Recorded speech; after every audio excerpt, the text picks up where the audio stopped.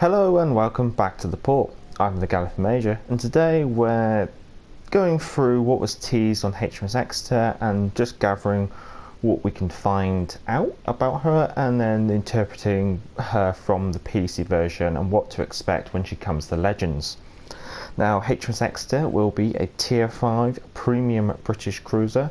We suspect that she's going to be in the store for 10,000 doubloons, and we suspect that she will be coming to the store on either the 1st or the 15th of June, but I'm going to hedge my bets towards the 15th of June. The reason being is there seems to be this kind of trend where British premium ships come towards the end of a patch rather than the middle or something, but I could be wrong.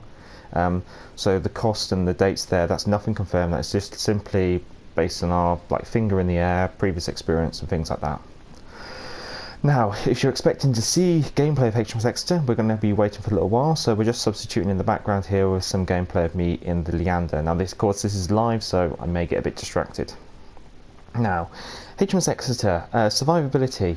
Looking at her survivability from what's been teased, it looks like she's going to have quite an average HP for the tier.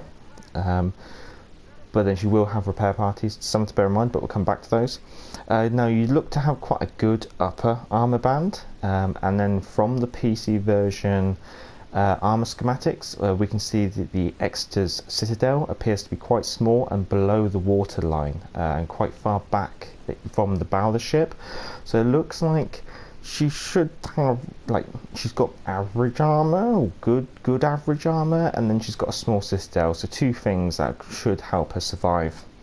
Now, she has quite an average torpedo reduction for the tier as well. Oh, hello, Badoni. Artillery wise, now the main difference, say, from the Leander to the Exeter is Exeter is what is classed as a heavy cruiser.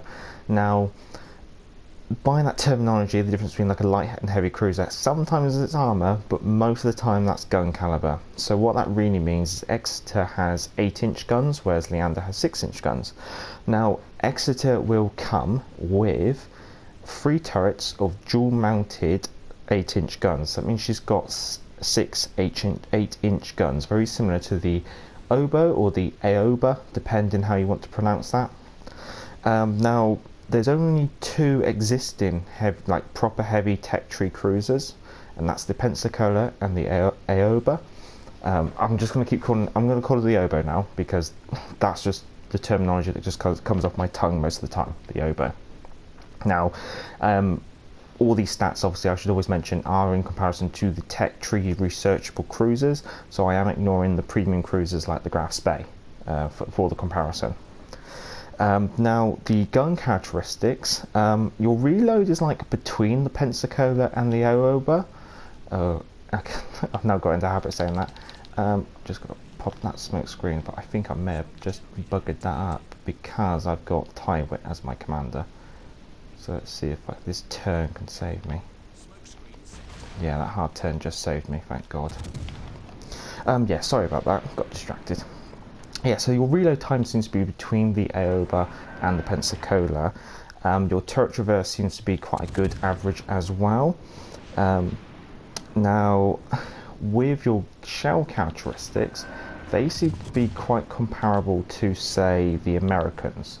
You seem to have the same HE, the same AP damage as the Pensacola, and the same kind of fire chance as well.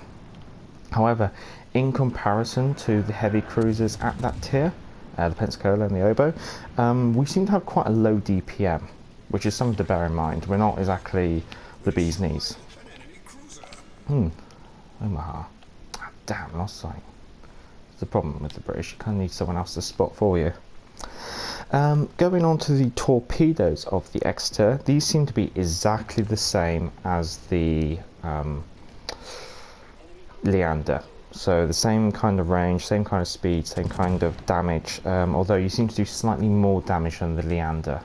But one thing to mention is the Leander has 2 quad mounts of torpedoes, 1 per side. The Exeter has 2 triple mounts of torpedoes, 1 per side. So you don't have as many torpedoes as the Leander. But another one to mention is, from what I've seen of her on the PC, her torpedo angles seem to be almost just as good as the Leander, so you've got quite a good range of being able to fire them forward and aft. Let's get some speed up now. Let's try and not potato it into Lizzie. There we go.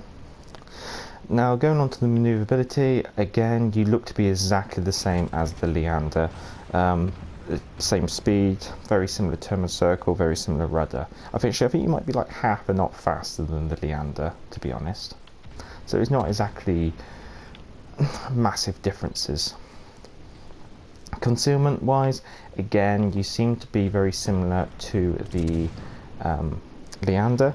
Now what I did was when comparing it, I did go and stick a type 4 camo where possible onto all my tier 5 cruisers. The only exclusion was the Leander, because I do have a permanent camo on the Leander thanks to the British cruiser campaign.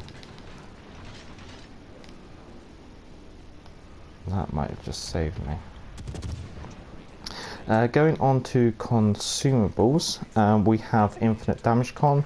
Looks to be pretty standard, 5 seconds duration, 60 seconds reload. Now repair parties, we haven't any details on the repair party of the Exeter for World of Warships Legends, but this is where I should really mention something. In the PC version, the Exeter is at the same tier as the Emerald and the Omaha and the Fair Attacker. So what they've done is they've actually up-tiered her for the PC. Now because they've up-tiered her, it's a question of what have they changed. Have they buffed her HP? Have they buffed her shells? It's going to be quite difficult to work out. One of the things they may have buffed is they may have buffed the repair party, so that could be something to watch out for, but you only get 2 of those. Now you do get 2 smoke screens, and these can be swapped out for 3 spotter aircraft. Oh yeah, I'm the last one standing. Well, let's try and die with some kind of dignity. I'll wait till my smoke screen runs out. That's dignified. Now the smoke screen looks to be exactly the same as the Leander, so it's not really anything different, but it is amusing to see an 8-inch cruiser with its own smoke screen. I do think that's going to be quite amusing. Now the sonar, you get 2 of those. They seem to be able to detect torpedoes at 3.5 kilometers range and ships at 5.1 kilometers range.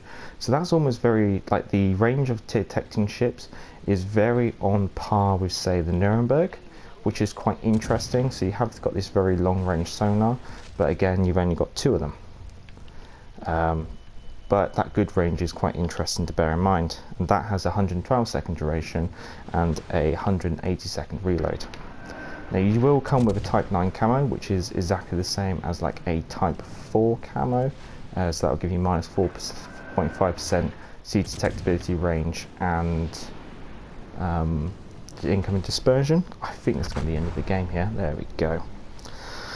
But yeah, so something to bear in mind is that the Exeter has been up-tiered, so what main differences there will be is going to be quite interesting. And like we said, we're expecting her to be for 10,000 doubloons, coming on either the 1st or the 15th of June. But overall, she looks like she's going to be a very interesting ship.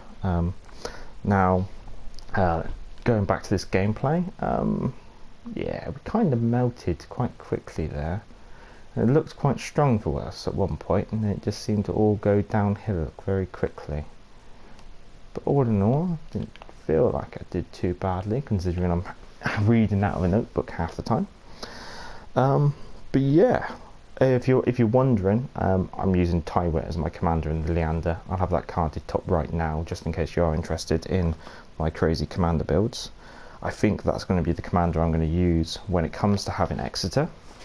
Now if you like this kind of content, feel free to subscribe. I'm the Gallifrey Major, and back to the port.